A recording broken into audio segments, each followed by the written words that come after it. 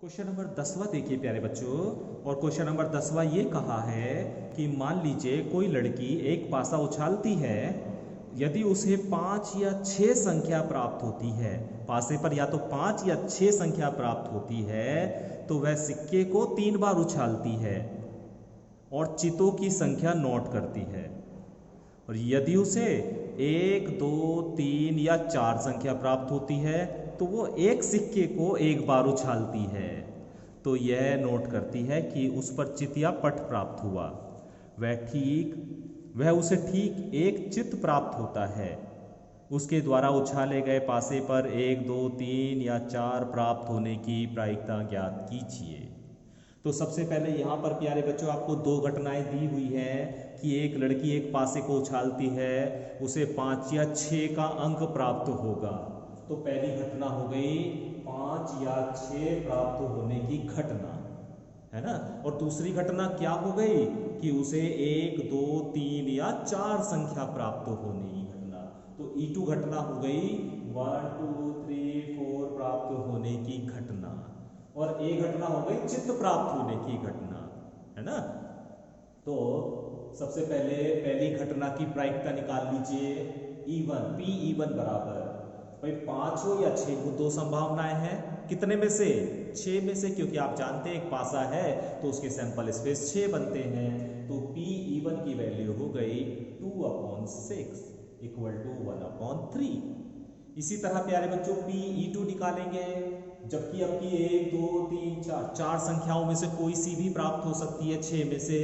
तो Pe2 बराबर आ जाएगा 4/6 यानी 2/3। ठीक है।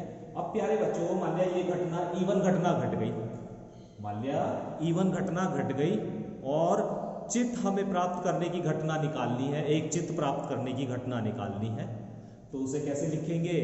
E1 घटना तो घट गई यानी 5 या 6 प्राप्त हुआ और उस पर एक चित्त प्राप्त होने की घटना निकालनी है, तो उसे इसी तरह तो लिखेंगे PA/E1 बराबर। अब एक बात देखिए प्यारे बच्चों, जब उसे 5 या 6 का अंक प्राप्त हुआ तो वो सिक्के को 3 बार उछालती है।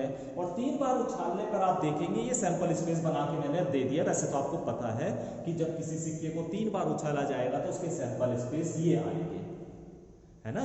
तो 3 बार सिक्के को उछाला उसने इस वाली घटना के अंतर्गत, तो जो हमारे पास सैंपल स्पेस आए वो ये आए। अब इसमें से एक चित्त वाला कौन से सैंपल स्पेस है? एक चित्त वाले कितने सैंपल स्पेस हैं? तो आप पाएंगे एक चित्त वाले 1, 2, 3 सैंपल स्पेस हैं। 8 में से 3 सैंपल स्पेस हैं कि जिसमें एक बार चित्त आ रहा है। तो PA/E1 बराबर आ गया 3/8। ठीक है, ये समझ में आ गया 3/8 कैसे आया है। क्योंकि उसने कहा है एक चित्त आए, एक चित्त आए, इसे की प्रायिकता निकालनी है। तो हमने सैंपल स्पेस बनाए, उसमें से ये देख लिया कि एक चित्त कितनी बार आ रहा है। तो हमने देखा कि एक तो ये कंडीशन जिसमें एक बार हेड आ रहा है, एक ये कंडीशन जिसमें एक बार हेड आ रहा है, एक ये कंडीशन तो 3 बार हेड आ रहा है, एक बार 3 जगह हेड आ रहा है। तो इसकी प्रायिकता हो गई 3/8।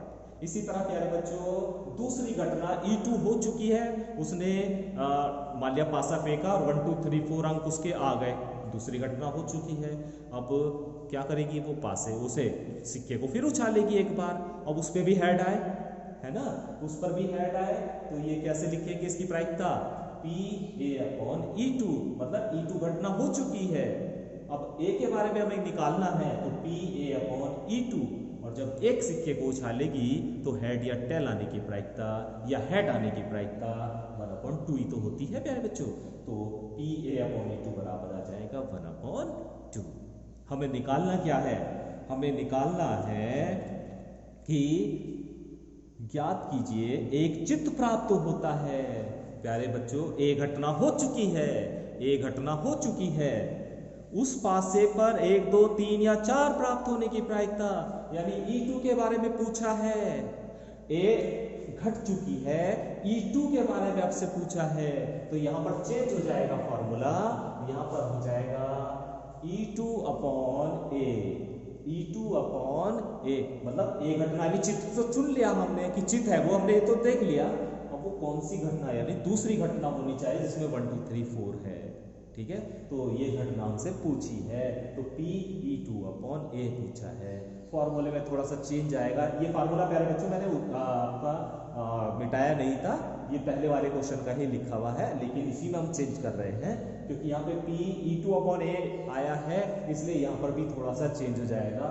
ऊपर E2 और यहाँ पर भी ऐसे चेंज हो जाएगा।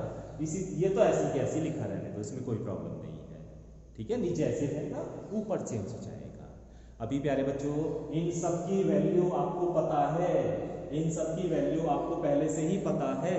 इन सब की वैल्यू को आप यहाँ पे रखिए, रखने के बाद उसे सॉल्व कीजिए, तो सॉल्व करने के बाद आपको क्वेश्चन का आंसर मिल जाएगा। ठीक है, तो अभी प्यारे बच्चों एक्सरसाइज 13.3 में मैं इतने क्वेश्चन करूंगा। इसके जितने भी क्वेश्चन बाकी बचे हुए हैं उसे आप खुद करने की कोशिश कीजिए, और अवश्य कोशिश कीजिए क्योंकि अभी जितने क्वेश्चन कराए हैं अब से आपको समझ में आने लगा होगा। Thank you.